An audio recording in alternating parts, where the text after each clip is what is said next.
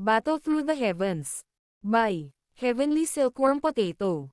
Kabanata 421. Shaking Lightning Arc Blast. Dahan-daang bumuga ng hangin si Xiaoyan habang pinagmamasdan niya ang grupo ni Baishan, na ang mga yapak ay nagiging mabilis. Sa loob ng vortex ng kanyang katawan, bahagyang nanginig ang rumbot na si Dao Crystal. Ang mga sinulid ng umaalon, berdeng kulay na Dao Chi ay dumaloy palabas at umikot, gumagalaw sa mga chi path, tulad ng tubig baha habang umaatungal at umaagos. Sa wakas, lumabas ito sa kanyang katawan at biglang itinaas ang lakas ni Xiaoyan hanggang sa pinakamataas. Ang napakalaking heavy Zuan ruler ay natatakpan ng berdeng kulay na Duchi.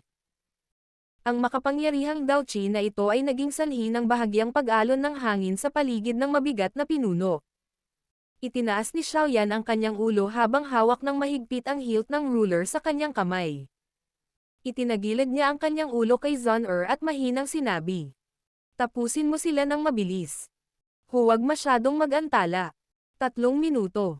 Bahagyang tumango si Zun-Er. Si Dao Chi na kulay ginto ay lumabas sa kanyang katawan. Isang nakakatusok na gininto ang kinang ang naging dahilan upang siya ay maging kasing liwanag ng araw, na tila kitang-kita. Tinanguan ni Xiaoyan ang kanyang ulo nang maramdaman niya ang mabangis na Dao Chi na sumasabog mula sa kanyang likuran. Bahagya niyang itinaas ang paa at agad itong tinapakan sa lupa. Ang tunog ng pagsabog ng enerhiya ay lumitaw mula sa ilalim ng kanyang paa nang siya ay agad na naging isang itim na kulay na blur na nagdala ng matinding presyon ng hangin. Mabangis niyang binaril si Baishan, na may suot na malamig na mukha. Huwag mong isipin na makakatakam ka dahil lang sa natalo mo si Lumo. Marami sa loob ng Jianan Academy na mas malakas kaysa sa kanya. Ampas ang matinding ihip ng hangin sa puting damit ni Baishan hanggang sa may dikit ang mga ito sa kanyang balat. Gayunpaman, ang kanyang ekspresyon ay walang takot. Sa malamig na tawa, ang kanyang mahaba, kulay pilak na sibat ay biglang nanginig at ang kumikislap na pilak na kidlat na si Dao Chi ay tumakip sa buong sibat, tulad ng marami, maliliit na ahas. Hinawakan niya ang hawakan ng sibat at sa isang mahigpit na sigaw, ang mahabang sibat ay naging kulay pilak na liwanag na bumaril patungo sa leeg ni Xiaoyan sa sobrang walang awa na paraan. Klang! Isang malaking itim na anino ang biglang bumagsak ng patayo at ang kulay pilak na kinang ay direktang dumidikit sa katawan ng napakalaking pinuno. Ang puwersang nakapaloob sa pag-atake ay naging sanhi lamang ng bahagyang panginginig ng kamay, na ginamit ni Xiaoyan upang hawakan ang mabigat na pinuno. Bagamat naharang ang marahas na pag-atake, hindi nagbago kahit kaunti ang ekspresyon ni Baishan.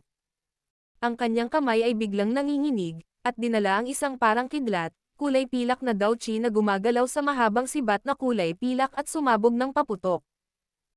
Sa wakas, ito ay naging ilang opaque na kulay pilak na mga hugis sibat na kakaibang gumalaw sa mabigat na pinuno at tumusok patungo sa ulo ni Xiaoyan mula sa likuran. Ang kulay pilak na Dao Chi ay nagdala ng kidlat at naglalabas ng Anchi-Chi, na tunog habang ito ay dumaan sa hangin. Naramdaman na ni Xiaoyan ang lakas ng pag-atake ng Lightning Affinity na Dao Chi nang makipag-sparring siya sa kanyang pangalawang kapatid na si Xiaoli, matagal na ang nakalipas. Sa makatuwid, natural na hindi niya ito maliitin sa loob ng kanyang puso. Ang ilang kulay pilak na hugis ng sibat na dumating na umaatungal sa kanya na parang galit na mga dragon ay mabilis na lumaki sa madilim na itim na mga mata ni Xiaoyan. Nanginig ang katawan ni Xiaoyan. Isang malakas, berdeng kulay na Dao Chi ang bumangon ng mabangis. Sa isang iglap, naipon ito sa isang kulay berde, parang substance na energy helmet na mahigpit na nakabalot sa kanyang buong ulo, kasama na ang kanyang mukha. Ang kulay pilak na hugis ng sibat ay marahas na sumabog sa paligid ng kanyang helmet, ngunit makikita lamang ng isa na ang kulay pilak na ningning ay nag-iwan lamang ng hindi mabilang na maliliit na marka sa ibabaw ng helmet. Nawala ang mga sibat ng kidlat at biglang humakbang pasulong si Xiaoyan. Halos biglang nawala ang helmet sa mukha niya. Ibinagsak niya ang mabigat na ruler sa kanyang kamay ng paalang at isang napakalaking puwersa, na nagdala ng matalim na tunog ng hangin na marahas na pinuputol, ay nabasag patungo sa ulo ni Baishan. Ang nakakatakot na puwersa na nilikha ng paghindayog ng mabigat na pinuno ay naging sanhi ng pagkibot ng sulok ng mga mata ni Baishan nang hindi sinasadya. Pagkatapos lamang ng personal na pakikipaglaban ng malapit kay Xiaoyan ay nalaman niya kung gaano nakakatakot ang lakas ng huli. Isang kulay pilak na kinang ang biglang bumaha mula sa kanyang mga paa habang iniindayog ni Bai Shan ang kanyang katawan. Sa tunog ng Anchi, umilo ang silver light at talagang umatras ang kanyang katawan ng halos 5 hanggang 6 na metro. Napakabilis ng kanyang takbo kaya medyo tumahimik ang mga tao. Maaaring mahusay ang iyong lakas ngunit huwag mong sabihin sa akin na hindi mo alam na ang kidlat na Daochi ay hindi lamang may malakas na lakas sa pag-atake ngunit napakahusay din sa pagpapataas ng liksi ng isang tao. Malamig na tumawa si Bai Shan matapos hiramin ang agility Dao technique ng hindi kilalang pangalan para maiwasan ang pag-atake ni Xiaoyan. Ito ay talagang napakabilis. Random na iwinagayway ni Xiaoyan ang kanyang mabigat na pinuno. Bahagyang tumango siya, at ang sulok ng kanyang mga mata ay sumulyap kay Zon-er at sa iba pang ilang kakompetensya, na dumating upang humingi ng kanlungan. Nagsimula na silang makipag-ugnayan sa isa't isa. Sa panig ni Zon-er, ang 4 na malalakas na tao, na kabilang sa pinakamataas na klase ng Daoshi, ay pinigilan hanggang sa mapigil lamang nila ang kanyang mga pag-atake. Sa hitsura nito, lumilitaw na ganap niyang mapatalsik ang 4 sa kompetisyon sa loob ng 3 minuto.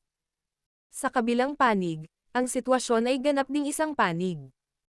Bagamat mas malaki ang bilang ng grupo ni Xiaoyan, ang 7 tao, na inatake hanggang sa wala silang lakas kanina, ay natalo pa rin pagkatapos ng 10 palitan sa kabila ng 4 na tao lang ang kinakaharap ngayon. Sa loob lamang ng 1 minuto, halos 3 sa 7 tao, na dumating upang magkubli, ay natapos sa pag-atake ng kanilang kalaban. Talagang grupo sila ng mga walang kwentang tao na nagtutulungan. Kung wala silang lakas ng loob, paano sila lalaban sa mga tao? Bahagyang sumimangot si Xiaoyan at umiling. Inalis niya ang tingin niya.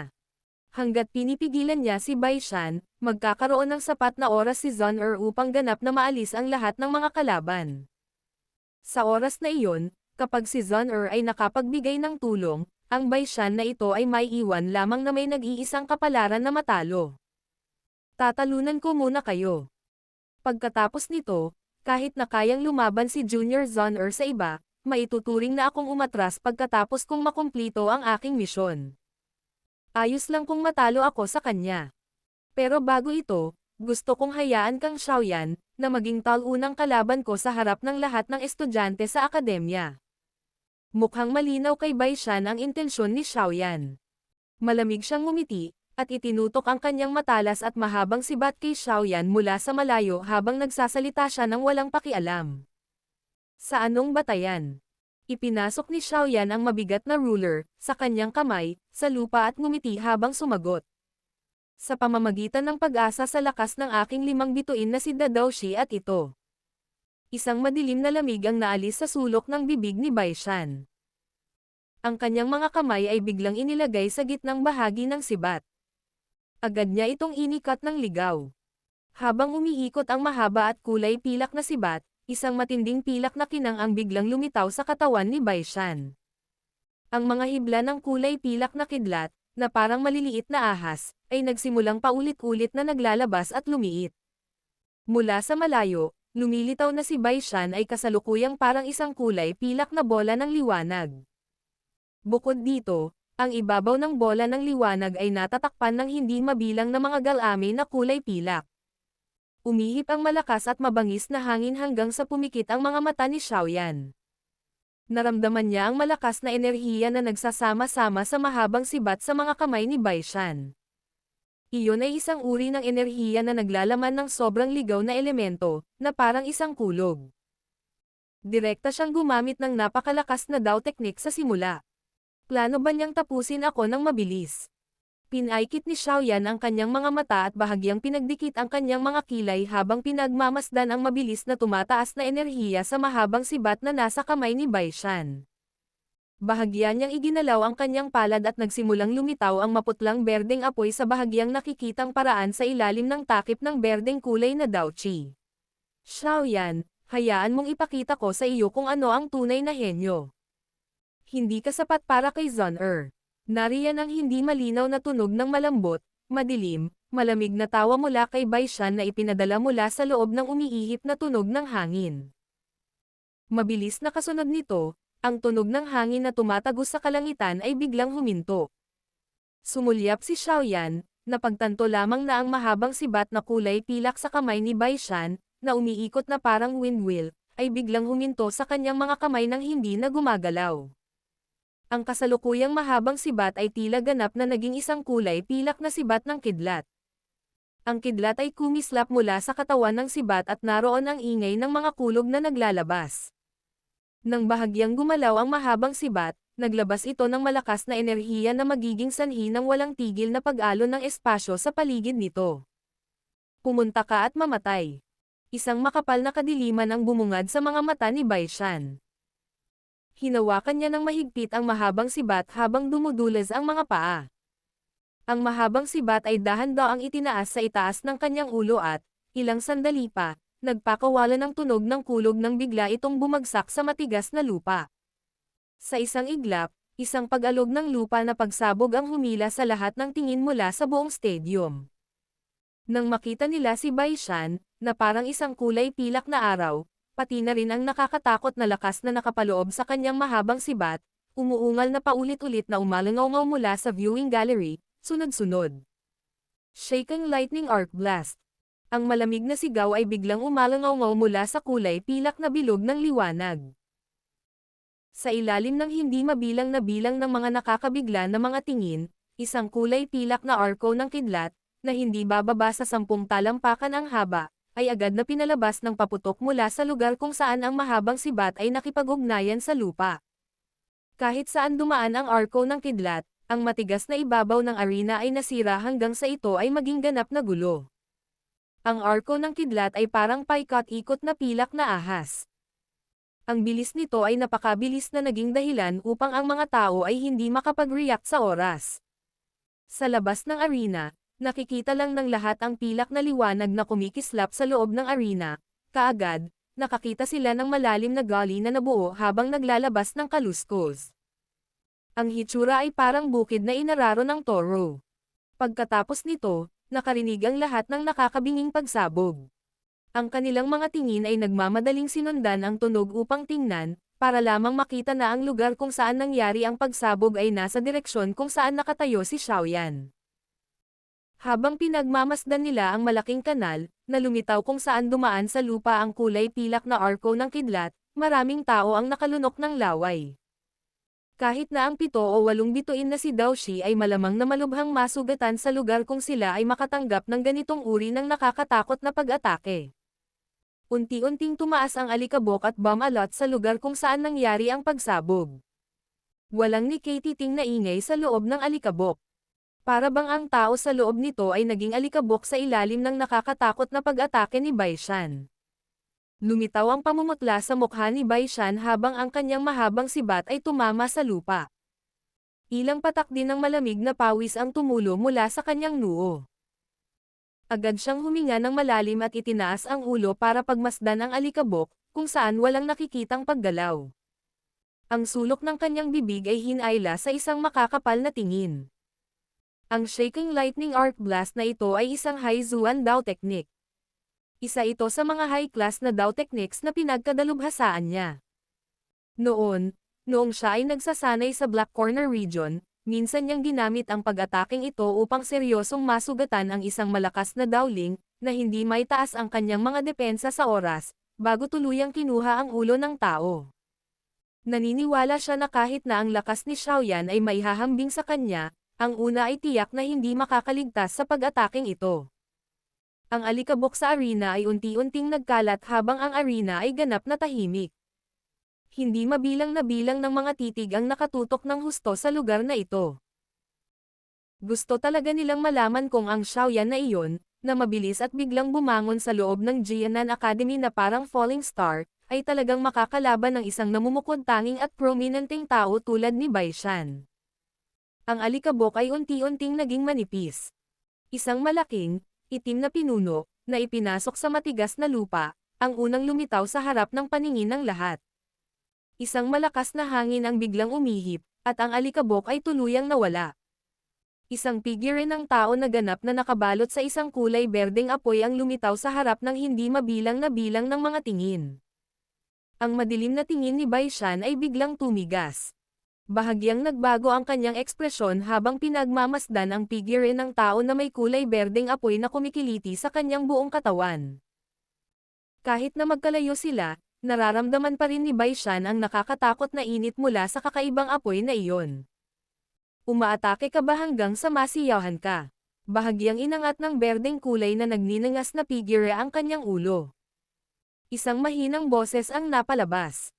Bahagyang mas manipis ang apoy sa kanyang mukha nang makita ang isang walang pakialam na maselang at makisig na mukha. Nakakagulat si Xiaoyan. Bahagyang nanginig ang mukha ni Bai Shan. Hawak niya ang mahaba at kulay pilak na sibat sa kanyang kamay. Ngayon lang naramdaman ng kasalukuyang siya kung gaano kalakas si Xiaoyan. Kung nasiyahan ka, pagkatapos ay oras ko na.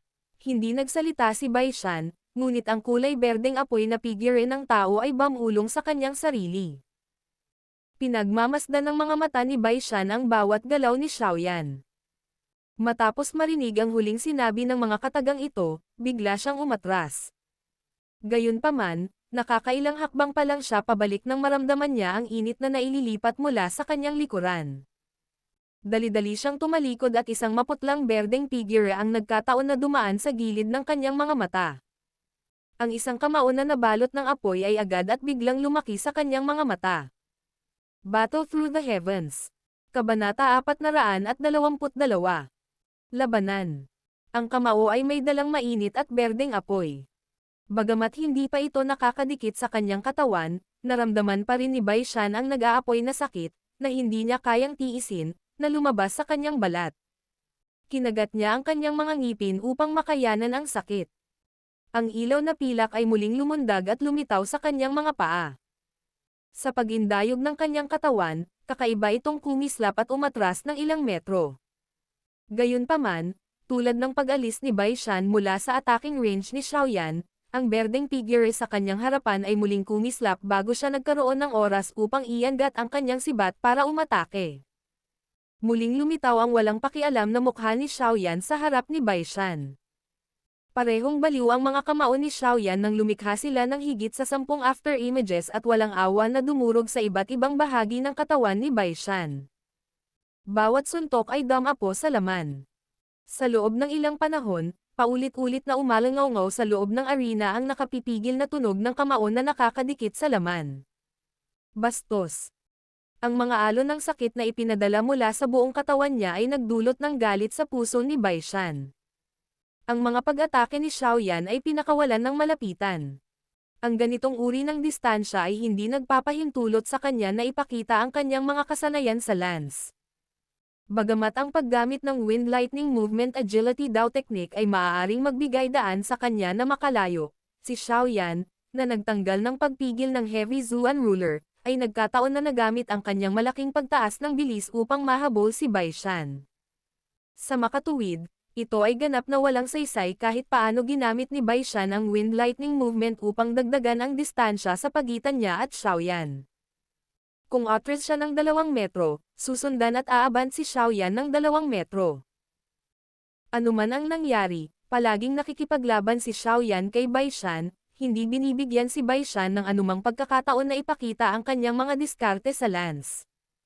Si Bai Shan, na nawalan ng tulong ng kanyang pinakamalakas na sandata, ay walang alinlangan na isang malaking trahedya nang makipagkamay sa pakikipaglaban kay Xiaoyan. Ang Xiaoyan na may hawak ng Heavy Zuan Ruler ay hindi nakakatakot.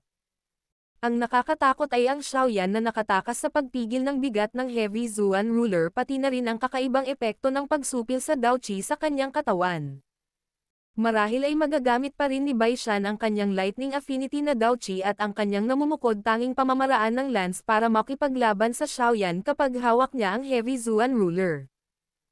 Gayunpaman, sa hand-to-hand combat, ang pinakamagandang opsyon ni Bai Shan ay gumawa ng gap sa pagitan nilang dalawa sa lalong madaling panahon. Gayunpaman, ganap siyang pinigilan ni Xiaoyan sa puntong ito. Sa makatuwid, ang isang sandali ng kawalang ingat ay magdudulot sa kanya na mahulog sa isang sitwasyon kung saan hindi niya maibabalik ang mga bagay. Si Xiaoyan ay karaniwang naging malabong itim na anino na paulit-ulit na lumilibot sa paligid ng Baishan. Ang kanyang mga kamao ay nagdadala ng mga alon ng mabangis na hangin habang ang mga ito ay marahas na hamampod sa katawan ni Baishan, na ganap na natatakpan ng kulay pilak na daochi. Sa sandaling ito, ang kamao, palad, braso, siko, binti, tuhod. Anumang bahagi ng katawan ni Xiaoyan ay maaaring maging isang attack weapon. Habang winawagayway niya ang kanyang mga kamao, may mga after images na paulit-ulit na lumalabas. Sa harap ng halos nakakabaliw na pag-atake ni Xiaoyan, ang mahabang sibat sa kamay ni Baishan ay hinagaw. Kahit na paminsan-minsan ay ginagamit niya ang kanyang kamao upang makipagpalitan ng isa o dalawang suntok kay Xiaoyan, ang Green Lotus Core Flame ba ay nakabalot sa katawan ni Xiaoyan, isang ordinaryong bagay. Sa bawat oras na magpapalitan sila ng suntok, may lalabas na pulang bukol sa kamao ni Baishan. Kung wala siyang proteksyon ni Daochi, malamang na ang kanyang balat ay masusunog sa mga trotters ng baboy sa pamamagitan ng mataas na temperatura ng Green Lotus Core Flame sa sandaling ito ay napunta sa kanya. Sa arena, si Baishan, na kanina pa magarbo, ay biglang naging isang kitang-kitang punching bag na kaya lang matalo. Ang napakalaking pagbabagong ito ay naging sanhi ng hindi mabilang na bilang ng mga tao sa viewing gallery na lubos na natigilan. Si Baishan ba na iyon ay hinabol at binugbog ni Xiaoyan, na walang paraan para lumaban, talagang ganoon kalakas at maimpluwensyang henyo sa loob ng akademya. Baliw. Ang mga mukha ni Instructor Rowling at Xiaoyu ay parehong natigilan habang nakatingin kay Xiaoyan, na gumagawa ng kanyang outburst. Hindi nila inaasahan na ang lalaking ito, na mukhang maamo, ay magiging ganito nakakatakot kapag seryoso siyang nakikipag-away. Ang apoy sa katawan ni Xiaoyan ay dapat isang heavenly flame, tama ba? Ang matandang lalaki sa gitnang upuan ng stadium, na tinawag na Old Wo ni Hugan, ay tumingin sa kulay berdeng apoy na nagninangas sa katawan ni Xiaoyan. Ang kanyang karaniwang kalmadong ekspresyon ay sa wakas ay nagbago ng dahan-dahang magsalita. Oo, dapat totoo iyan. Isang temperatura na magdudulot kahit sa atin na makaramdam ng kaunting takot. Isa nga itong heavenly flame. Kaya lang, hindi ko alam kung anong uri ng apoy iyon kung ipapakita ni Xiaoyan ang heavenly flame na ito kapag lumakas ng kaunti ang kanyang lakas, kahit isang malakas na dawang ay maaaring hindi maglakas loob na tanggapin ito. Tumango si Hugan at sinabi. Itong Xiaoyan, gusto siya ng alchemist department ko. Saglit na nag-isip si Old Wo bago siya nagsalita sa mahinang tono. Siya ay isang taong papasok sa Inner Academy, Old Wo. Nagulat si Hugan habang nagsasalita pagkatapos niyang marinig ito. Ang pagpasok sa Inner Academy at ang pagpasok sa Alchemist Department ay hindi nagkakasalungatan sa isa't isa. Si Xiaoyan ay isa ring alchemist. Makikinabang lamang siya kung pupunta siya sa Alchemist Department. Bukod dito, hindi rin ito makahahadlang sa kanyang pagsasanay sa Inner Academy. Mahinang sagot ni Old Wo.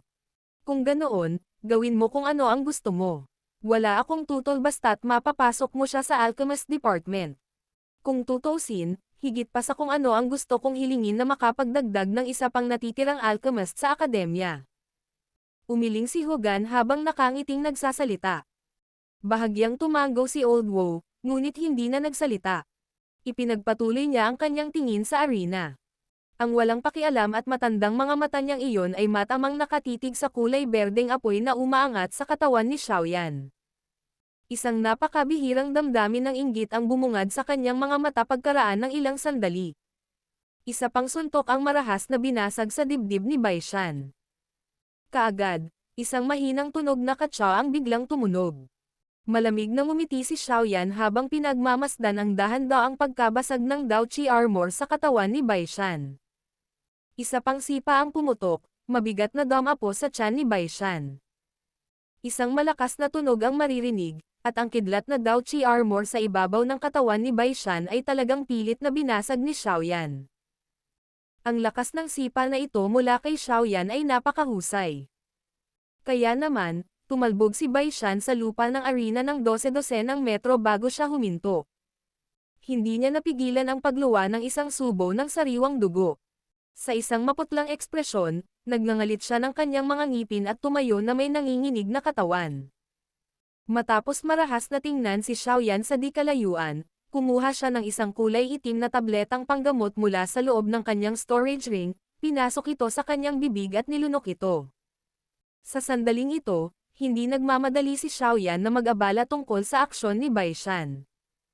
Ito ay dahil natuklasan niya na ang tila maganda, natural na umaagos na Dao Qi sa kanyang katawan ay talagang nagsimulang maging lubhang magulong sa panahon ng ligaw na labanan ng kamay sa kamay. Ang mga alon ng Dao Qi ay mabilis na umagos sa loob ng kanyang Qi paths. Ang hangin sa paligid ni Xiaoyan ay nagsimula ring mag-iba ng mabilis. Ang mga hibla ng purong enerhiya ay nabubuo na may bumubulusok at bumubuhos na tendensya habang sila ay bumubulusok sa katawan ni Xiaoyan. Sa hitsura nito, malinaw na ang aktibidad na nangyari lamang bago ang isa ay malapit ng sumulong sa lakas. Sa kabutihang palad, nakamit ni Xiaoyan ang pagkakataong makalusot sa patuloy at lubos na walang pakialam na pagpapakita ng kanyang pisikal na pag-atake kanina. Nagresulta ito sa automatikong pagdaloy ni Dao Qi sa kanyang katawan. Ang kanyang lakas ay nagsisimula na ring tumaas ng natural na tila ang lahat ay nahulog sa lugar. Gayunpaman, ang lugar upang itaas ang kanyang lakas ay mukhang napakasama. Ang aktibidad na nilikha ni Xiaoyan ay natural na hindi makakatakas sa ilan sa mga taong may magandang paningin. Kaya naman, gulat na sigaw. Si Xiaoyan ay talagang sumusulong ang kanyang lakas sa labanan. Mabilis na sumunod. Sunod-sunod itong tumunog mula sa viewing gallery. Ang hindi mabilang na bilang ng mga tao ay natigilan habang pinagmamasdan ang figure ng tao, na nakabalot sa kulay berdeng apoy. Bakit ang lalaking ito ay palaging gumagawa ng mga bagay na nagiging sanhi ng pagkatulala ng mga tao? Ang labanan sa arena ay isang mahalagang sandali. Gayunpaman, bigla siyang nakakuha ng pagkakataong isulong ang kanyang lakas sa sandaling ito. Naging dahilan talaga ito para hindi matawa o umiyak ang mga tao sa kanyang swerte. Dapat itong malaman na kapag ang isa ay nagdaragdag ng kanilang lakas, ang isa ay hindi makakatanggap ng labis na pagkagambala. Kung hindi, kung ito ay banayad na panghihimasok, ang isa ay masasaktan, kung ito ay malubhang panghihimasok, ang buhay ng isang tao ay maaaring nasa panganib. Kung ito ay sa normal na panahon, maraming tao ang may inggit sa kanya ng husto kapag nangyari ang ganoong pangyayari. Gayunpaman, sino ang mag-aakala na ang sitwasyong ito ay isang lugar upang itaas ang lakas ng isang tao? Hindi pwede. Sa sandaling ito, hindi napigilan ni Xiaoyan na maglabas ng sumpa sa biglaang sitwasyong ito na nangyari. Naunawaan din niya na sa pangkalahatan ay imposible para sa kanya na tahimik na itaas ang kanyang lakas sa sitwasyong ito. Bilang karagdagan, si Xiaoyan ay walang kahit katiting na intensyon na isulong ang kanyang pagsulong sa pagkakataong ito. Automatikong nahanap siya nito at hindi pinayagan si Xiaoyan na tanggihan ito. Ito ang punto kung saan naramdaman ni Xiaoyan na hindi makatawa o umiyak. Noong nakaraan, hindi dumating ang ganitong kalagayan sa kabila ng kanyang pagmamakaawa ng mahigit 100 beses. Ngayong ayaw niya itong dumating, naabutan pa siya nito. Hahaha. Xiaoyan, parang tinutulungan ako ng langit. Isang halos hindi normal na pamumula ang biglang umakyat sa maputlang mukha ni Bai Shan pagkatapos niyang ubusin ang maputlang itim na gamot na tabletang iyon. Ang kanyang orihinal na mahinang chi ay biglang tumaas ng marami. Nang makita niya si Xiaoyan na nakatayo sa parehong lugar, hindi makagalaw at ang aktibidad sa paligid niya, bigla siyang naunawaan. Hindi niya napigil ang tumawa ng malakas. Sinipsip ng kanyang palad ang mahaba, kulay pilak na sibat, na medyo malayo at ang mahabang sibat ay naging madilim na anino na tumama sa kamay ni Bai Shan. Senior Brother Xiaoyan, maaari mong kumpletuhin ang iyong pagsulong. Tutulungan kitang pansamantalang pigilan sila. Isang maputlang gintong figure ang biglang kumislap sa harap ni Xiaoyan habang nakangiti si Zhang at sinabi.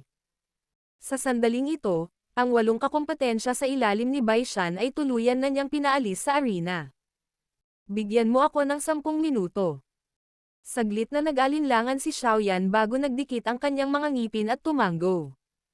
Agad at nagmamadaling naupo siya na naka-cross-legged sa lupa, nisabsob ang isip sa kanyang katawan at kinokontrol ang enerhiyang ligaw na pumapasok sa kanyang katawan. Tinitigan ni Zon-er si Xiaoyan habang nakapikit at kinokontrol ang hindi maayos na loob ng kanyang katawan. Pagkatapos ay ibinaling niya ang kanyang malamig na tingin kay Baishan.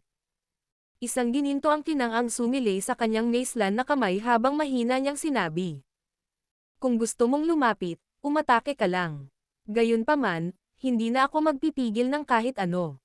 Nang marinig ang matinding mga salita ni Zon-er, isang bangis ang biglang bumalot sa mukha ni Baishan. Huminga siya ng malalim at pinigilan ang galit sa kanyang puso. Bigla niyang ibinaling ang tingin sa kabilang side ng arena. Sa lugar na iyon, pinamunuan ng mga grupo sina Wu Hao at Hu Jia. Nagkataon, pinatalsik ang dalawang grupo na may dadoushi, na nagpapahintulot sa mga ito na pangasiwaan ang arena. Sa sandaling ito, malinaw na naramdaman din ni Wu Hao at Hu Jia ang kakaibang paggalaw sa paligid ni Xiaoyan. Agad namang nagtaka ang mga mukha nila. Maliwanag, kahit sila ay hindi inaasahan na si Xiaoyan ay makakatagpo ng isang pagkakataon upang itaas ang kanyang lakas sa panahon ng ganoong sitwasyon. Wu Hao, Hu Jia, sa palagay ko ay maaari tayong magsanib ng kamay para maalis muna sina Xiaoyan at Zon-er. Dapat mo ring malaman ang lakas nilang dalawa. At saka, nasa breakthrough stage na si Xiaoyan. Kung siya ay matagumpay na magtagumpay, ang kanyang lakas ay tataas ng husto sa ibang antas. Sa oras na iyon, maaari bang kayong dalawa, na mag-isa na lang ang maglalaban, ay itigil na natin ang dalawa sa huli. Ang malambot na boses ni Baishan ay biglang narinig ng kanilang mga tainga nang si Wu Hao at Hu Jia ay nagulat sa kakaibang pagkilos ni Xiaoyan. Nagulat silang dalawa nang marinig ang mga salita ni Baishan at agad na nagdikit ang kanilang mga kilay. Hihihi. Hindi ba kayo nagnanasa kay Junior Zon-er? Kung mapaalis natin si Xiaoyan sa kompetisyon, mawawalan siya ng kwalipikasyon na makapasok sa top 5. Sa status mo, dapat alam mong may espesyal na pagsusulit ang top 5.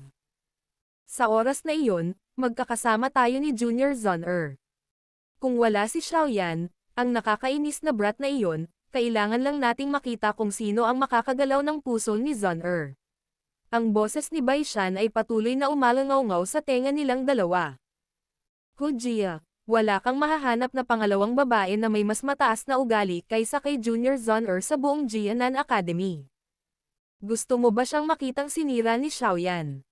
At Wu Hao, sa maraming taon, si Junior Zon-er ang tanging taong nagpakilos sa iyong puso.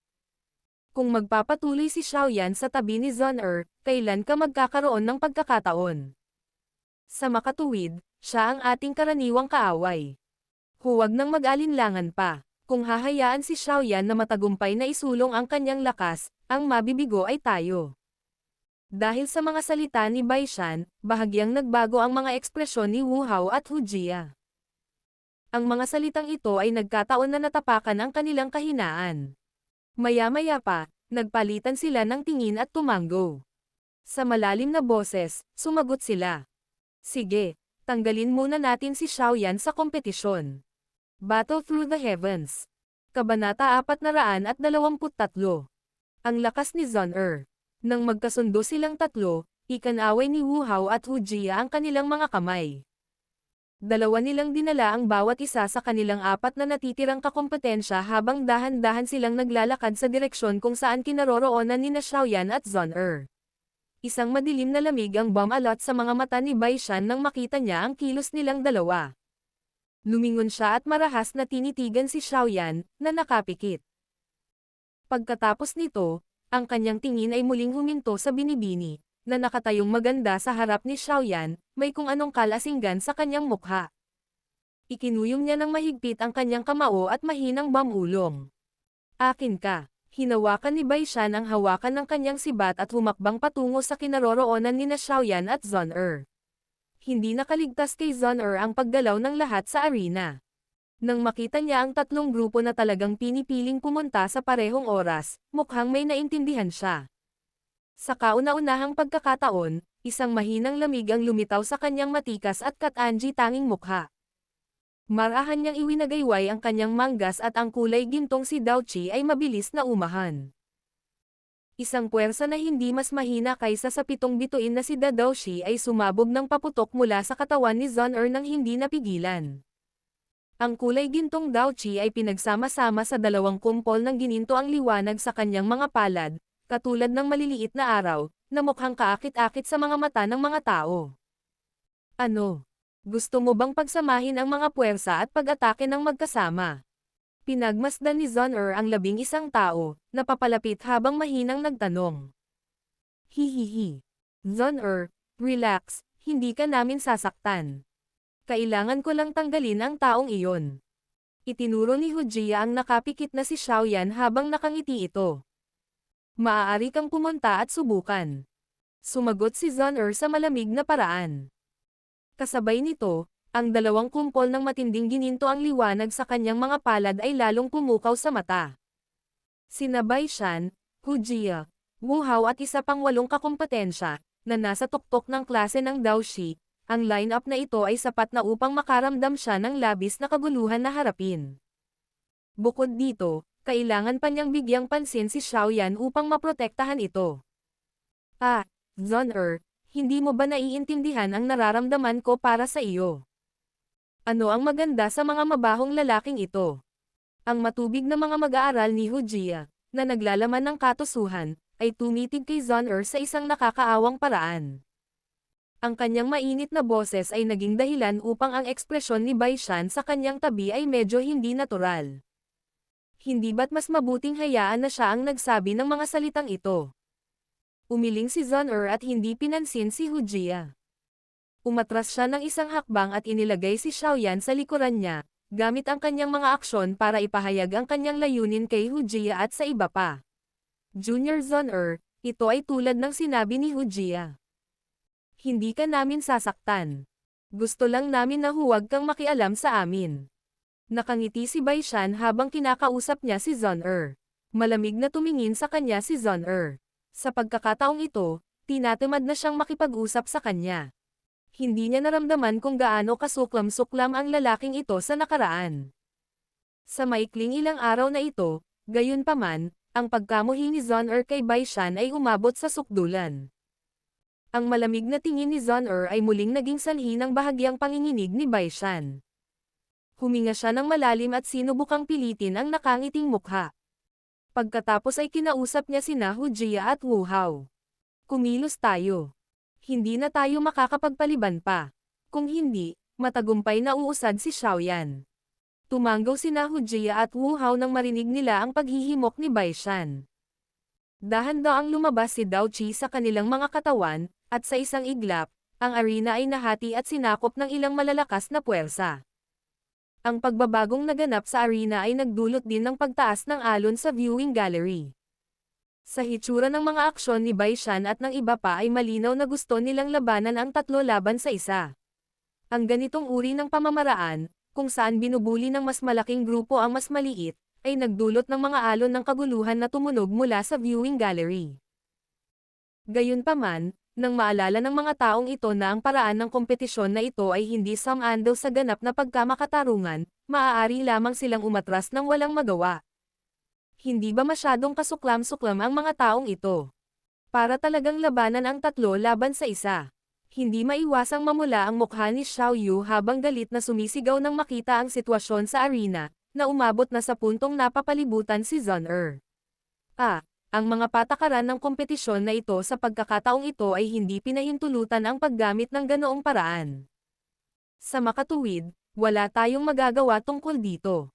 Marahang bamantong hininga si Instructor Rowling. Ang phalanx ng kanyang daliri sa ilalim ng kanyang manggas ay bahagyang naging puti dahil kinuyam niya ang kanyang kamao ng sobrang higpit. Sana, makatagal si Zon-er ng 10 minuto.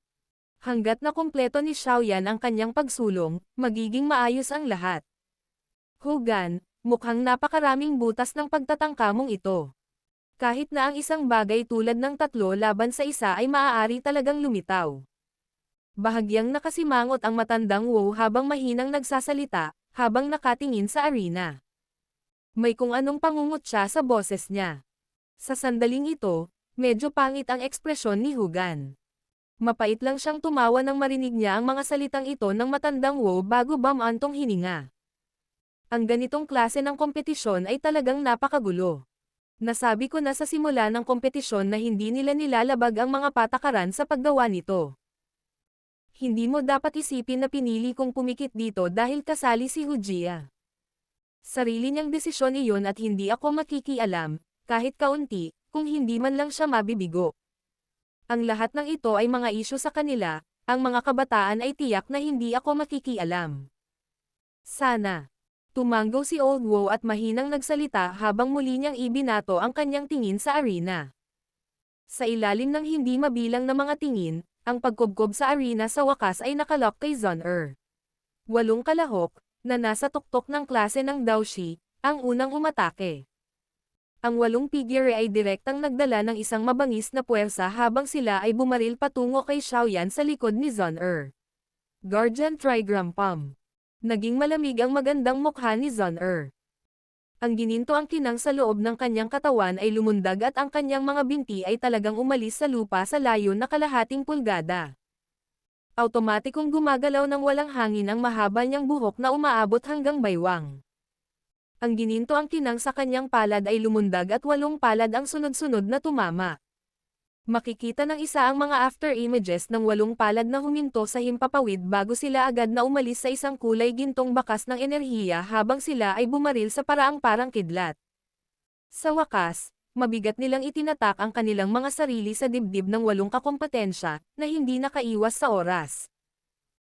Sa isang iglap, ang 8 sa kanila ay samuka ng isang subo ng sariwang dugo at direktang napaalis sa arena ng kompetisyon sa pamamagitan ng isang welga ni Zon-er, sa ilalim ng hindi mabilang na bilang ng mga natulala na mga tingin. Napakalakas. Isang galaw at pinatalsik niya ang 8 tao sa tuktok ng klase ng Daoshi. Maraming tao sa viewing gallery ang nakalanghap ng malamig na hangin. Sa loob ng Jianan Academy, bihirang gamitin ni Zon-er ang kanyang tunay na lakas. Sa kasalukuyan, dahil sa usapin ni Xiaoyan, ang mga aksyon ni Baishan at ng iba pa ay malinaw na nagpagalit sa kanya, na umabot sa kanyang ilalim. Sa wakas, tumigil na siya sa pagtitimpi. Kaya naman, gumamit siya ng napakalakas na welga nang umatake siya. Nawala ang gininto ang kinang sa kanilang harapan nang biglang bumalot ang isang madugong aura. Isang kulay dugong figure ng tao ang kumikislap sa kakaibang paraan habang ito ay umaasenso. Habang winawagayway ni Wu Hao ang kanyang kamay, nagdala siya ng kulay dugong fog at inatake si Zon-er. Bang! Bang! Bang! Ang ekspresyon ni Zon-er ay hindi nagbago kahit kaunti nang harapin ang harapang pag-atake ni Wu Hao. Ang kanyang mga kamay, na natatakpan ng gininto ang liwanag, ay piniling harapin ang pag-atake at bumangga kay Wu Hao. Sa bawat pagtama ng kanilang mga kamay sa isa't isa, lilito ang isang nakakatalam na enerhiyang pagsabog. Pagkatapos lamang nilang magpalitan ng halos 10 suntok ay bahagyang umugoy ang magandang figure ni Zon-er at umatras ng kalahating hakbang. Sa kabilang banda, napaatras si Wu Hao ng 3 hakbang. Napaatras pa lang si Wu Hao, nang ang figure ng isang latigo, na may dalang dumadagandong na ingay, ay nahulog mula sa langit. Pinaihit ni Zon-er ang kanyang kamay at itinaas ito. Isang golden glow ang pumutok ng paputok at napaalis ang mahabang latigo na hinampas ni Hujia. Kasabay nito, biglang hinayla ng mga daliri ni Zon-er ang kanyang katawan pabalik habang siya ay nagbigay ng isang marahas na sipa sa likod, itinulak pabalik si Baishan, na gustong lumihis upang maglunsad ng palihim na pag-atake kay Xiaoyan mula sa likuran. Sa loob ng wala pang 2 minuto, ginamit ni Zon-er ang kanyang sariling lakas upang talunin ang 8 tao sa tuktok ng klase ng Daoshi at pilit na pinaatras sina Baishan, Hujia, at Wu Hao, na ang lakas ay hindi malayo sa kanya. Bagamat ito ay dahil sa hindi talaga nila ginagamit ng 3 ang kanilang mga trumpo, ang kanyang husay ay talagang nakakabigla. Pagkatapos ng unang palitan, sina Baishan, Hujia, at Wu Hao ay nagkaroon din ng magaspang na balangkas ng lakas ni Zon-er. Agad na bumungad sa kanilang mga mukha ang kaseryosohan. Nagpalitan sila ng tingin sa isa't isa at ang Daochi sa kanilang 3 ay nagsimulang umusad ng sabay-sabay. Kaagad, ang 3 figure ay naglunsad ng kanilang pinakamabangis na pag-atake kay Zon-er ng sabay-sabay. Nakikita lamang ng isa ang mga figurine ng tao na kumikislap habang naririnig nila ang malalakas na ingay na nagmumula sa banggaan ni Dao Chi at pinapanood ang mga energy ripples na nabuo sa loob ng arena. Ginamit ni Bai Shan at ng dalawang iba pa ang lahat ng kanilang taktika sa layuning salakayin si Xiaoyan, habang si Zhon ay parang isang napakalaking bundok na hamarang sa kanilang tatlo. Anumang pag-atake na binaril kay Xiaoyan ay tumpak niyang haharangen. Ang intuition na iyon, na halos hindi normal, ay nagbigay kay Bai Shan at sa dalawang iba pa ng matinding sakit ng ulo. Bang! Muling bumangga ang dalawang kamay ni Zhon sa atake ni Bai Shan at Hu Jia. Napaatras ng ilang hakbang ang tatlo. Kakaatras lang ni Zhon upang ipagtanggol si Xiaoyan nang bigla niyang naramdaman ang isang madugong aura na dumadaloy mula sa kanyang kanan. Nang lumingon siya para tingnan, napagtanto niya na sinamantala talaga ni Wu Hao ang oras noong nakikipag-away siya kina Bai Shan at Hu Jia para lapitan si Xiaoyan nang hindi niya nalalaman. Isang galit ang bumungad sa mukha ni Zhon habang pinagmamasdan niya si Wu Hao na papalapit kay Xiaoyan. Ang kanyang mga daliri sa paa ay dahan-daang dumaikit sa lupa at ang kanyang katawan ay agad na lumitaw sa harap ni Wu Hao. Ang gininto ang kinang sa kanyang kanang palad ay lumundag at agad itong nagdala ng isang malakas na puwersa upang mabangis na hamampos sa dibdib ni Wu Hao. Ang pag-ataking ito ni Zhon ay isang bagay na kahit si Wu Hao ay hindi nang ahas na maliitin. Agad at dali-dali niyang sinalubong ang suntok gamit ang palad na nababalot ng dagwang aura. Bang! Ang dalawang palad ay nagkadikit at ang ibabaw ng bato sa ilalim ng mga paa ni Wu Hao ay nabasag at naging pulbos. Nakipagpalitan pa lang ng suntok si Zhon kay Wu Hao, nang lumitaw ang rumaragas ang hangin sa kanyang likuran. Bahagyang nagsalubong ang mga kilay niya. Ang kanyang kanang kamay ay may dalang mabangis na gininto ang glow habang itinulak niya ito. Bang! Ang kumikinang na gininto ang palad, na nabaril niya lang, ay hinarang ni Hu Jia. Sa arena, talagang umasa si Zhon sa kanyang sarili lamang upang mahawakan ang dalawang malalakas na kalaban nang hindi nagpapakita ng anumang senyales ng pagkatalo. Ang ganitong uri ng lakas ay matatawag na nakakatakot. Hihihi. Junior Zhon pasensya na. Ang taong ito ay dapat na paalisan sa arena ngayon. Nang si Zhon ay tinali ni Hu Jia at Wu Hao, isang malamig na tawa ang biglang umalangaw mula sa kanyang likuran. Nagmamadali siyang lumingon sa likod, para lang makita na si Bai Shan ay gumagamit ng paa para marahas na sipin ang nakapikit na si Xiaoyan. Bai Shan, ang lakas ng loob mo. Isang ice-cold killing intent ang bumungad sa kanyang mukha sa unang pagkakataon sa lahat ng mga taon na ito. Ang gininto ang glow ay sumabog ng paputok mula sa katawan ni Zhon Kinamayan niya ang magkabilang kamay at talagang nagawa niyang pilitin pabalik sina Wu Hao at Hu Jia gamit ang sarili niyang lakas. Agad na kumislap ang kanyang katawan at nagpakita siya sa harap ni Xiaoyan. Iniabot niya ang kanyang mga braso at niyakap si Xiaoyan sa kanyang dibdib. Gayunpaman, sa paggawa nito, nagkataon niyang inilantad ang kanyang likod kay Bai Shan. Ang binti niyang iyon ay marahas na inihampas sa kanyang balikat.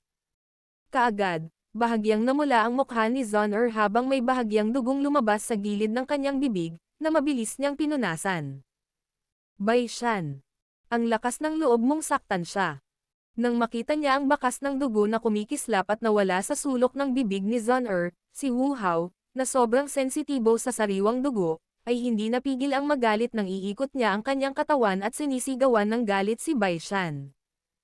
Ang ilang galit ay naruroon din sa magandang mukha ni Hu Jia sa kanyang tabi. Gusto ko lang ilabas si Xiaoyan sa arena. Si Junior Zhon ang nasugatan para protektahan siya. Paano mo ako masisisi? Malamig na sigaw ni Bai Shan. Hindi mo kailangang patuloy na maging isang ipokrito. Bai Shan, kung magagawa mong umalis sa lugar ng kompetisyon nang hindi nasaktan, ako, si Xiao Zhon ay hindi na kailangang magpatuloy sa pananatili sa Jianan Academy. Isang malamig na boses ang biglang lumabas sa bibig ni Zhon Dahan-dahan siyang tumayo. Ang kanyang mga mata sa taglagas na tubig ay biglang, ngunit unti-unti, natatakpan ng isang gintong glow. Kasunod ng paglitaw ng gininto ang kinang sa kanyang mga mata, isang napakalakas na enerhiya ang lumabas mula sa katawan ni Zhon Ang mahaba niyang buhok na hanggang baywang ay nagsimula na ring humaba kasabay ng pagtaas ng enerhiya. Mula sa kanyang hitsura, tila nag-a-activate siya ng isang secret technique. Gayunpaman, nang malapit nang maabot ang mahabang buhok ni Zon-er sa kanyang puwitan, isang puting kamay ang biglang lumabas mula sa kanyang likuran. Agad itong humawak sa braso ni Zon-er at ang pamilyar na mahinang boses na iyon ay naging sanhi ng mabilis na pag-urong ng itim na buhok ni Zon-er. Nagdulot din ito ng ngiti sa kanyang malamig na mukha. Sige, hayaan ko na ang iba pa. Battle Through the Heavens. Kabanata 424. Isa laban sa tatlo. Ang mahinang boses ay dahan-dahang umalangaw-ngaw sa buong stadium. Pagkatapos nito, hinayla ng payat, itim na damit, binata si Zon-er sa likod niya sa ilalim ng hindi mabilang na mga titig. Bahagyang itinaas niya ang kanyang ulo, at ang kanyang walang pakialam na tingin ay tumigil sa mga mukha ni Baishan, Hu Jia, at Wu Hao. Ang taong ito ay gising na sa wakas. Sa wakas ay nakahinga ng maluwag si Instructor Rowling at Xiaoyu sa viewing gallery habang nakatitig sila kay Xiaoyan, na lumabas sa kanyang training mode sa isang mahalagang sandali. Habang pinapanood nila si Xiaoyan, na ang aura ay naging mas malakas kaysa dati, malinaw na naunawaan ni Baishan at ng dalawang iba pa na ang kasalukuyang Xiaoyan ay matagumpay na nadagdagan ang kanyang lakas. Ang labanan pagkatapos nito ay maaaring talagang hindi inaasahang mabangis. Walang mga ripples sa maitim na mga mag-aaral ni Xiaoyan, na parang mga lumang balon. Si Zon-er, na nasa kanyang tabi, gayunpaman, ay malinaw na nakadarama ng brutal na emosyon na bahagyang lumabas mula sa loob ng kanyang katawan. Maliwanag, ang mga aksyon ni Baishan at ng dalawa pang magkapit-kamay upang palibutan at salakayin si Zon-er ay nagpagalit kay Xiaoyan. Zon-er, mag-withdraw ka muna ng kaunti. Hayaan mo akong hawakan ang iba sa kanila. Mahinang sabi ni Xiaoyan. Senior brother Xiaoyan, silang tatlo ay nagtataglay ng lakas ng 5-star o 6-star Dadoshi. Ang chi methods na ginagawa nila ay hindi rin mababang uri. Bukod dito, mayroon din silang makapangyarihang Dao techniques. Kung ikaw lang. Nag-aalangan na sabi ni Zon-er. Iwan mo na sa akin. Inulit muli ni Xiaoyan. Isang malabo at berdeng apoy ang nagsimulang dahan-daang lumabas mula sa loob ng kanyang katawan. Dahil sa mataas na temperatura ay naging malabo ang hangin sa paligid niya hanggang sa nagmistulang ilusyon. Kung gayon, sige, tatabi ako para manood ng laban. Kung may mga hindi inaasahang pagbabago, hindi dapat sisihin ni Xiaoyan gege si Zon-er sa pag-arte. Nang marinig niyang umulit si Xiaoyan, tumanggo lang si Zon-er. Dahan-dahan siyang umatras habang mahinang nagsasalita. Tumanggo si Xiaoyan. Muli niyang ibinalik ang tingin kay Baishan at sa dalawang iba pa. Pagkaraan ng ilang sandali, dahan-dahan niyang sinabi. Kung aalis kayong lahat sa arena na ito nang hindi nasaktan ngayon, ako, si Xiaoyan ay hindi na muling haantong sa Jianan Academy. Dahil sa sinabi ni Xiaoyan, bahagyang nagbago ang ekspresyon nilang tatlo. Malinaw nilang naramdaman ang lamig at ang pinipigilang galit na nilalaman ng mga salitang ito na sinabi ng una. Ipagmalaki mo lang. Bagamat kasalukuyang umabant ka ng isang bituin, mayroon ka lamang lakas sa paligid ng 6-star Dadoshi. Ang antas na ito ay sapat lamang upang makipaglaban sa sinuman sa amin ng mag-isa. Gayunpaman, kung gusto mong labanan kaming tatlo ng mag-isa, sa palagay ko ay hinahanap mo lamang ang kahihiyan. Kinuwiwi ni Baishan ang mahabang sibat sa kanyang kamay at malamig na tumawa. Ang orihinal kong intensyon ay hindi saktan si Zon-er. Pagkatapos mong matalo, hahayaan ko si Baishan na magbayad para sa sipa niya kanina. Si Wu Hao, na ang buong katawan ay nakabalot ng kulay dugong damit, ay nakatingin sa kalmadong si Xiaoyan habang nagsasalita. Hihihi. Dapat ibilang mo ako. Tumawa ng buong pagmamahal si Hu Jia. Nang marinig niya ang mga salita nilang dalawa, hindi naiwasang magbago ng kaunti ang ekspresyon ni Baishan. Gayunpaman, sa halip ay ngumiti siya at sinabing, nakokonsensya din ako sa hindi sinasadyang pananakit ni Junior Zon-er kanina. Mamaya, hindi na kailangang kumilos kayong dalawa.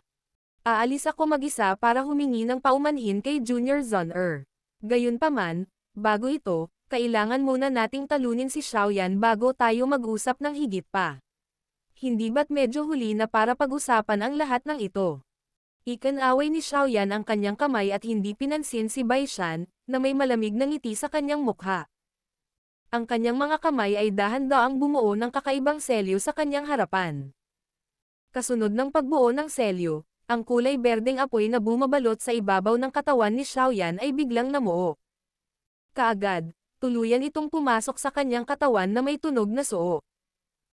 Kasunod ng pagkawala ng kulay berdeng apoy, isang kulay berdeng apoy ang unti-unting dumagsa sa pares ng maitim na mata ni Xiaoyan.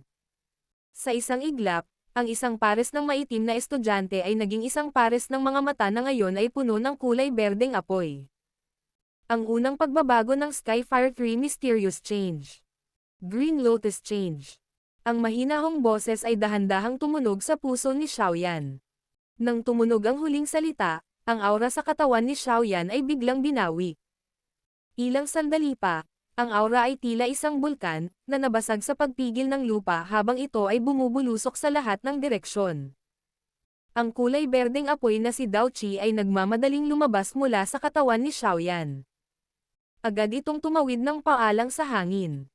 Ang mainit na apoy ay naging sanhi ng mabilis na pagtaas ng temperatura sa bukas na lupa. Pawisan ng hindi sinasadya ang mga mukha ng ilan sa mga estudyante na mas mahina ang lakas. Sa sandaling ito, nalampasan na ng Qi ni Xiaoyan ang klase ng Dadoshi.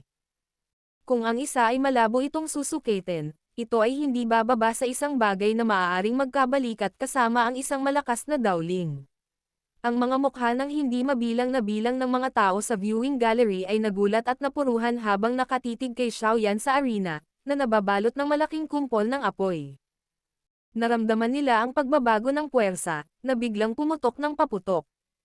Daoling. Ang ekspresyon ni Baishan ay hindi maiwasang magbago ng kaunti habang ang kanyang mga tingin ay matamang nakatitig kay Xiaoyan. Isang kaseryosohan ang lumitaw sa mga mukha ni Hujia at Wu Hao sa kanyang tabi. Boom! Kalalabas lang ng boses ni Baishan sa kanyang bibig nang biglang umalangaw mula sa loob ng apoy ang tunog ng isang enerhiyang pagsabog. Isang malabo, berdeng kulay na figure ang naglabas ng Qi na tunog at napunit ang sagabal ng hangin.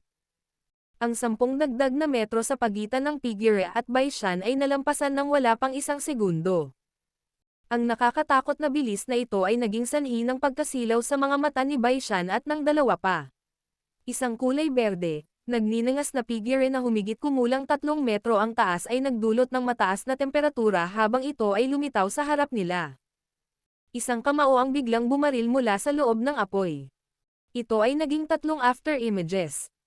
Bawat isa sa kanila ay dala ang mainit na berdeng apoy at marahas na binasag sa ulo nilang 3. Ang bilis ni Xiaoyan pagkatapos niyang i-activate ang Skyfire 3 Mysterious Change ay tumaas na sa antas na kahit isang Daoling na may ordinaryong lakas ay hindi makakapantay sa kanya. Sa makatuwid, noong malapit nang maabot ng kamao ang kanilang mga ulo ay may naramdaman si Baishan at ang dalawang iba pa. Ang kanilang mga ekspresyon ay lubhang nagbago sa kanilang pagmamadali, ang kanilang mga braso ay mabilis na nakakross sa harap ng kanilang mga ulo. Agad na umago si Dao Qi at paulit-ulit na pinalakas ang kanilang mga depensa. Bang! Ang kulay berdeng apoy na mga kamao ay dumapo ng husto sa magkakross na braso nilang 3. 3 muffled sounds agad na lumitaw sa isang maayos na paraan. Isang makinis na pamumula ang bumungad sa mga mukha ni Baishan at ng dalawa pa habang ang kanilang mga paa ay dumudulas sa lupa habang sila ay mabilis na dumudulas pabalik. Matapos silang 3 ay umatras ng mahigit 10 hakbang, marahas na humakbang ang kanilang mga paa sa lupa at sa wakas ay nagawa nilang i-redirect ang puwersa. Naramdaman nila ang kanilang mga kamay, na halos manhid na dahil sa paghampas ni Xiaoyan, at ang pagkabigla ay lumitaw sa mukha nilang 3. Hindi nila inaasahan na ang lakas ni Xiaoyan ay talagang tumaas sa napakalakas na antas ng biglaan. 1 laban sa 3. Hindi lang siya nagpakita ng senyales ng pagkatalo, ngunit pinigilan pa niya ang mga ito hanggang sa sila ay dahado. Ilabas ang lahat. Kumuyam ang ngipin ni Baishan at malamig na sumigaw. Ang kulay pilak na Dao Qi ay biglang nakakabit sa kanyang katawan. Ang mahaba at kulay pilak na sibat ay nanginginig sa kanyang harapan. Ang Dao Chi, tulad ng mga electric snake, ay mabilis na sumayaw at kumislap mula sa dulo ng sibat. Kasunod ng matinding panginginig ng sibat sa kamay ni Bai Shan, ang kulay pilak na Dao Chi ay nagsimulang mag-ipon sa dulo ng sibat, na nagbuga ng malambot na tunog ng tsila. Mula sa hitsura nito, malinaw na naghahanda siya ng isang Dao technique na may kahanga-hangang puwersa. Sa tabi ni Bai Shan, Wu Hao, at Wu Jia ay nag-alinlangan din saglit bago ang kanilang Dao Chi ay nagsimula ring mabilis na humakbang sa kanilang mga katawan. Sa kanilang reputasyon sa loob ng Jianan Academy, ang kanilang pagmamataas ay naging sanhi ng kanilang labis na pag-ayaw na talunin ng mga kamay ng isang binata, na halos kasing edad nila, kasabay ng dalawang iba pa. Sa yugtong ito, natural na imposible para sa kanila na piliin na pigilan ang anumang bagay. Habang nagpasya sila sa kaisipang ito, isang malalim, kulay berde at kulay dugong Dao Chi ang nagsimulang tumalsik palabas mula sa loob ng katawan ni Wu Jia at Wu Hao, ayon sa pagkakabanggit. Sa ibabaw ng latigo at ang mabigat na espada, ang malakas na uri ng opens iba na si Dao Chi ay mabilis na niluluto. Matapos ang kanilang pagkatalo kanina, ang kasalukuyang sila ay nagsimulang mag-out all out upang kontrahin ang pag-atake. Laban sa inaasahan ng lahat, hindi pinili ni Xiaoyan na ituloy ang pag-atake matapos talunin ang tatlo sa isang suntok kanina. Sa ilalim ng saplot ng kulay berdeng apoy, siya ay may malamig na mukha habang naglabas siya ng isang kulay lila na yawan at pinasok ito sa kanyang bibig. Sinimulan niya itong nguyain bago dumura ng isang subo ng apoy na kulay lila, na sa wakas ay hinawakan niya sa kanyang palad. Sinulyapan ni Xiaoyan ang kulay lila na apoy. Nang inig muli ang kanyang kanang kamay at isang kulay berdeng apoy ang bumangon mula sa loob nito. Dahan-daang itinaas ni Xiaoyan ang kanyang ulo at tinitigan si Bai Shan at ang dalawa pa na naghanda ng todo-todo bago ang kanilang pagkatalo. Walang kahit kititing na emosyon sa mga mata ni Xiaoyan, na napuno ng kulay berdeng apoy. Unti-unting lumalapit ang mga kamay niya. Nagsimulang magsanib ang kulay lila at berdeng apoy. Sa pagtingin sa kanyang ugali, talagang iniisip ni Xiaoyan na magpakita ng maliit na sukat na Angry Buddha Lotus Flame. Mukhang ang mga aksyon ni Bai Shan at ng dalawang iba pa ay tunay na naging sanhi ng galit na kalagayan ni Xiaoyan. Ang Xiaoyan na iyon ay dapat gumamit ng isang uri ng secret technique na maaaring pansamantalang magpapataas ng kanyang lakas, tama ba? Kung hindi, imposibleng tumaas ang kanyang lakas ng ganito kalaki. Ang Deputy Headmaster, Hugan, sa platform ng organizer ay tiningnan ang berdeng kulay na apoy, na tumigil sa paggalaw sa loob ng arena, at pagkatapos ay si Bai Shan at ang dalawang iba pa, na nagtitimpla ng kanilang malakas na Dao Chi sa kabilang panig bago siya dahan-dahang nagsalita. Ang kasalukuyang Xiaoyan ay malamang na nagtataglay na ng lakas ng isang malakas na Daoling. Gayunpaman, sa pagtingin sa Dao techniques na ipinapakita ni Bai Shan at ng dalawang iba pa, malinaw na hindi sila ordinaryong bagay. Sa ilalim ng pinagsama-samang lakas nilang tatlo, kahit isang malakas na Daoling ay hindi maglalakas loob na maliitin sila. Kung hindi nilayo ni Xiaoyan na payagan si Zhang Er na lumahok sa kompetisyong ito, natatakot ako na baka mauwi ito sa isang pagkapatas. Nakangiting sabi ng isang elder sa akademya sa tabi ni Hugan. Walang magiging stalemate. Isang mahinang boses ang biglang napalabas. Ang titig ni Old Wo, na nakaupo sa gilid, ay matamang tumitig sa kulay berdeng apoy na bumabalot sa paligid ni Xiaoyan habang mahina niyang sinabi.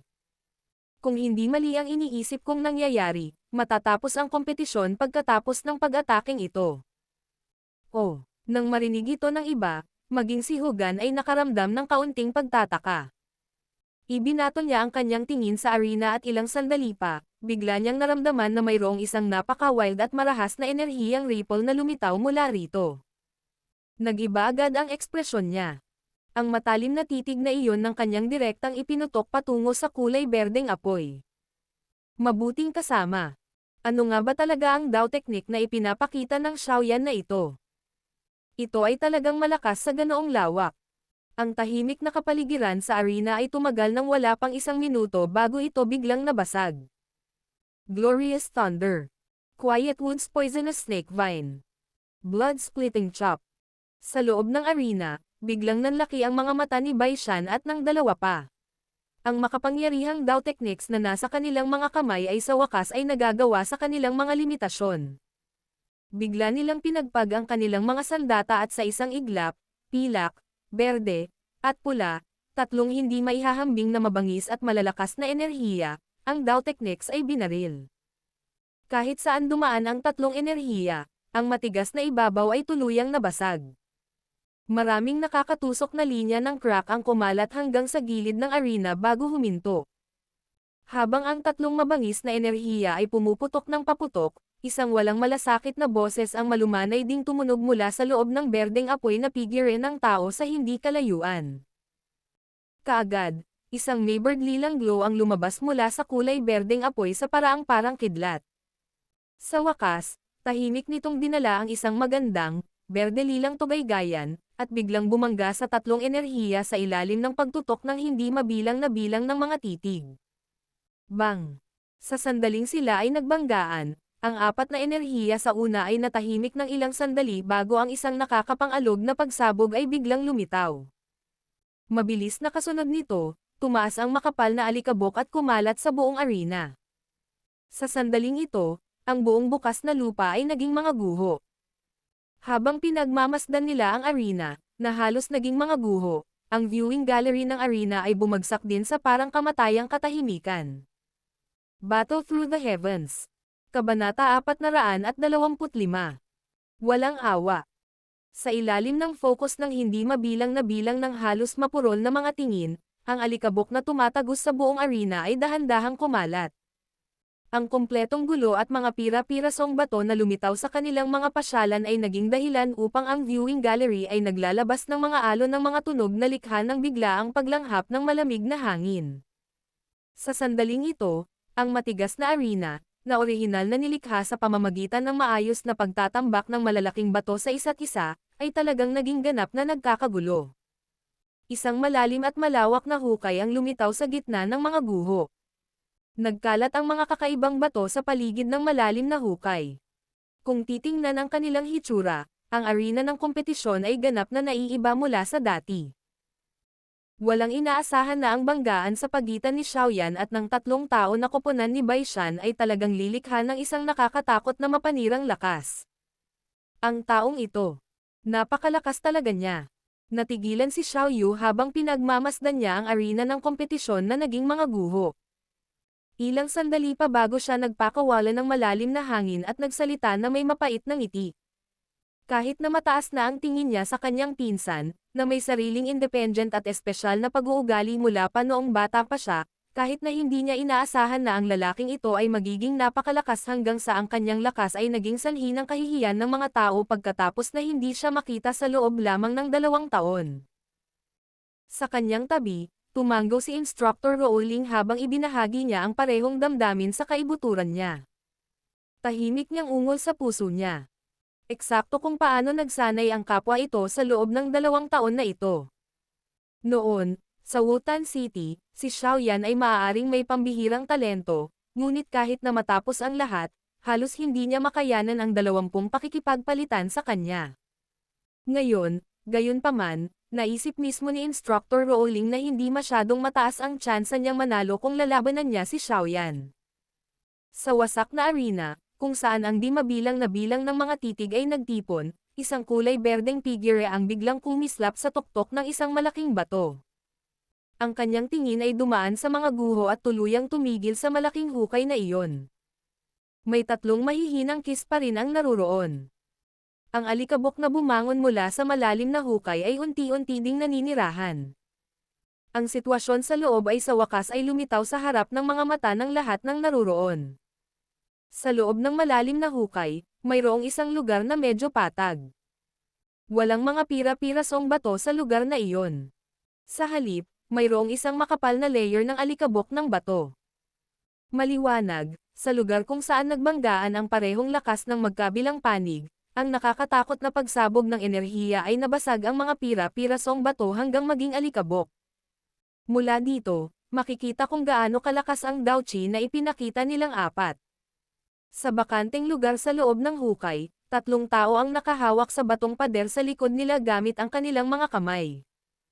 Iyon lang ang tanging paraan para masuportahan nila ang kanilang katawan ng nanginginig. Sa sandaling ito, si Baishan at ang dalawa pa ay sobrang miserable ang hitsura. Natakpan ng alikabok ang higit sa kalahati ng kanilang mga mukha.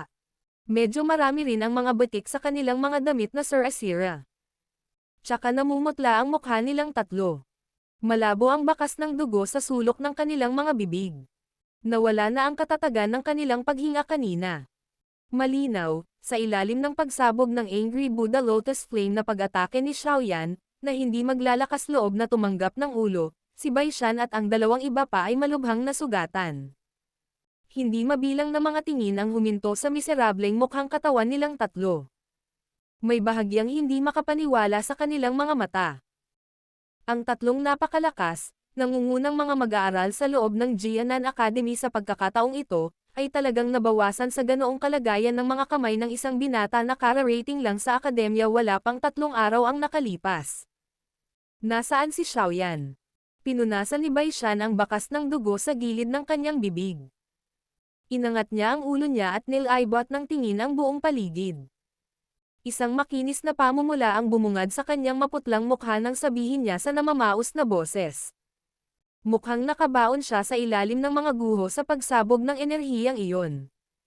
Lumalaban ng isa laban sa tatlo. Talagang mayabang siya ngunit hindi rin maganda ang kanyang pagtatapos. Hindi siya pinansin ni Hujia at Wu Hao sa kanyang tabi.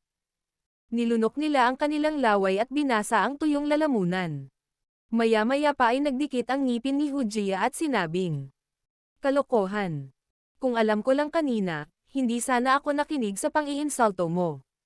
Hinding-hindi natin pwedeng guluhin ang Xiaoyan na iyon. Siya ay napakalakas, mas malakas kaysa sa ating lahat." Itinaas ni Wu Hao ang kanyang ulo. Karamihan sa kanyang malaki at kulay dugong damit ay napunit na. Kaya naman, nagsiwalat ito ng medyo maputi at batang mukha. Hindi masyadong gwapo si Wu Hao at matatawag lang itong ordinaryong hitsura. Gayunpaman, ang siksik, malamig, at madugong aura na paminsan-minsan ay kumikislap sa kanyang mga mata ay magiging sanhi ng pagkakilabot ng mga tao, na nakikipagpalitan ng tingin sa kanya. Sa sandaling ito, sumilay ang kataimtayman at takot sa kanyang mga mata, na kadalasang naglalaman ng nakatagong aura ng pagpatay, sa unang pagkakataon. Paano kung malakas siya? Sa pinagsama-samang pag-atake naming tatlo, mabuhay man siya, nabali man lang ang braso o binti. Nang marinig ang implikasyon ng pakikipaglaban kay Xiaoyan mula sa mga salita nilang dalawa, ang mga kilay ni Baishan ay hindi sinasadyang nagsalubong habang siya ay malamig na tumawa. Bang! Ang mga salita ni Baishan ay binibigkas pa lamang nang biglang nagkawatak-watek ang isang piraso ng malaking bato sa gilid ng malalim na hukay sa mga guho. Ang paggalaw ay umaakit sa lahat ng mga tingin na naroroon, kabilang ang kay Baishan at ang dalawang iba pa na humihingal na nakabuka ang kanilang mga bibig. Ang mahinang alikabok ay tumagos mula sa kung saan nabasag ang malaking bato. Siya. Hindi siya namatay. Nararamdaman ko ang kanyang chi. Ang mga mata ni Wu Hao ay matamang tumitig sa kumpol ng alikabok.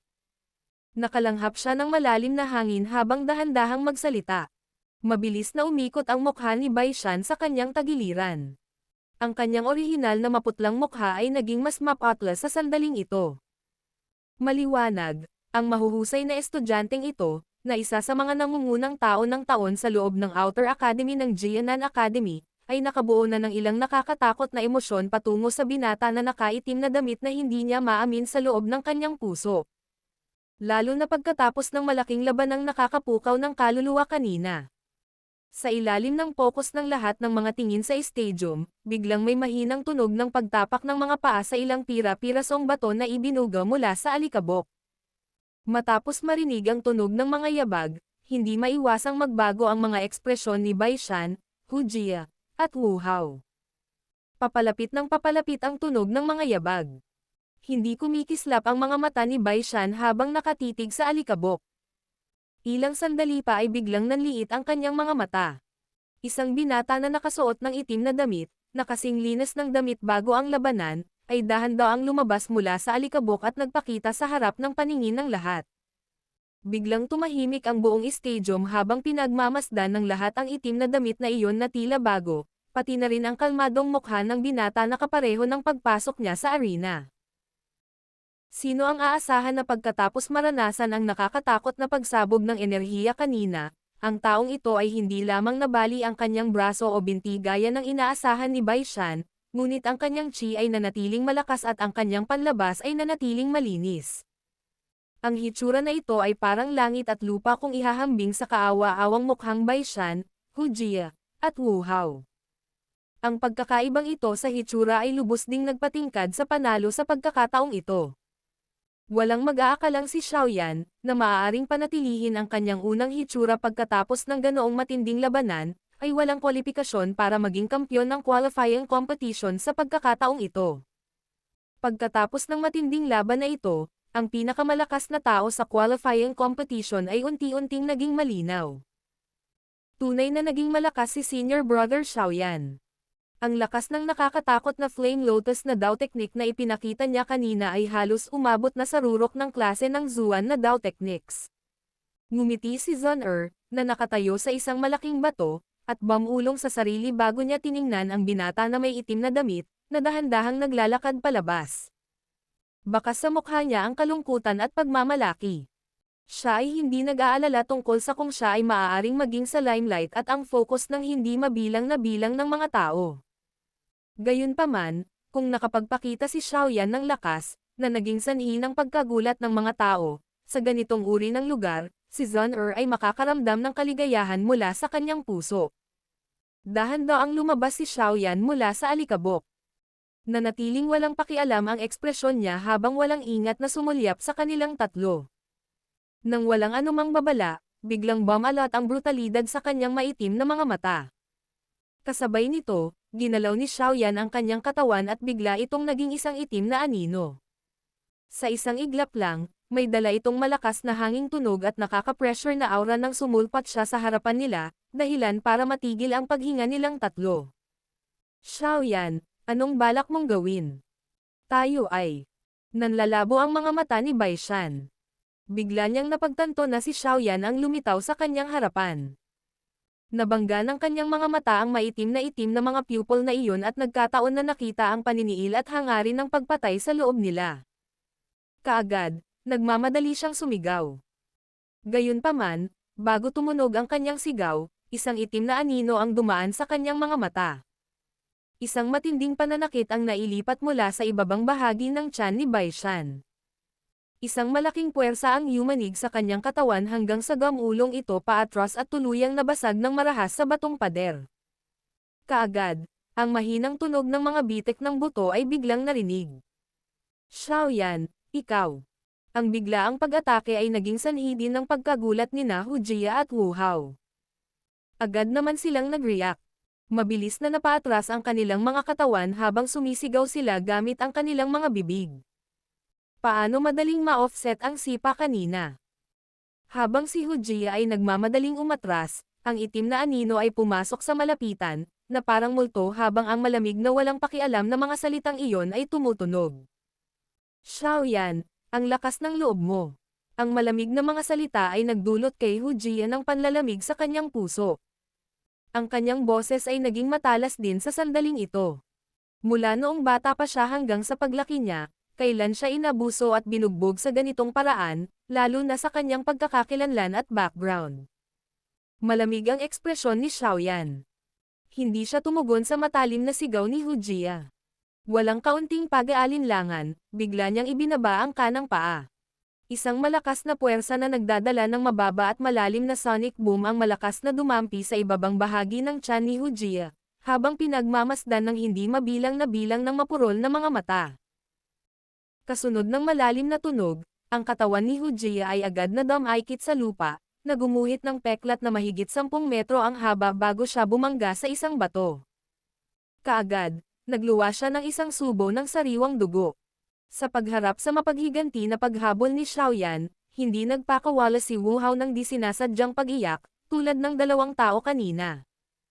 Kinagat niya ang kanyang mga ngipin at ang maliit na kulay dugong Daochi na natitira sa loob niya ay ganap na lumabas sa kanyang katawan. Nang lumabas ang Daochi, malinaw na naging mas mabilis ang bilis ni Wu Hao. Gayunpaman, Paano may kukumpara ni Wu Hao, na nasa isang malubhang pinsala, kay Xiao Yan sa mga tuntunin ng bilis? Sa sandaling itinapon si Hu Jia, ang itim na blur ay parang anino na sumusunod sa kanyang katawan, na lumilitaw sa likuran niya. Isang walang malasakit na boses kasama ng isang mabangis na puwersa ang biglang bumagsak sa likod ni Wu Hao. Ito ang kabayaran para kay Zon Kung hindi ka nasisiyahan, maaari kang pumunta at hanapin ako anumang oras. Sa inyong tatlo, ako, si Xiao Yan, ay seryoso lang ang tingin sa inyo. Bang! Ang katawan ni Wu Hao, na umuurong paatras, ay biglang huminto. Ang napakalaking puwersa na iyon na direktang ipinadala mula sa kanyang likod ay naging sanhi ng paghilig at pagbagsak ng katawan ni Wu Hao. Sa wakas, naging parang gamulong siya na gamulong ng 10 beses bago niya pilit na pinigilan ang gumugulong niyang katawan sa sobrang hirap. Pinunasan niya ang bakas ng dugo sa gilid ng kanyang bibig, itinaas ang maputlang mukha at tinitigan ang binata na nakaitim na damit. Ang huli ay tumigil sa paghabol sa kanya at ibinabato sa isang walang malasakit na tingin. Napalunok si Wu Hao ng laway na may kaunting dugo. Sa napakaraming taon, ito ang unang pagkakataon na siya ay binugbog sa ganoong kalagayan ng isang taong mula sa parehong pangkat ng edad. Matagal na tinitigan ng tingin ni Wu Hao ang matangkad at medyo payat na binata. Sa wakas, ang kanyang namamaos na boses ay naglabas ng isang salita mula sa kanyang bibig. Nasiyahan.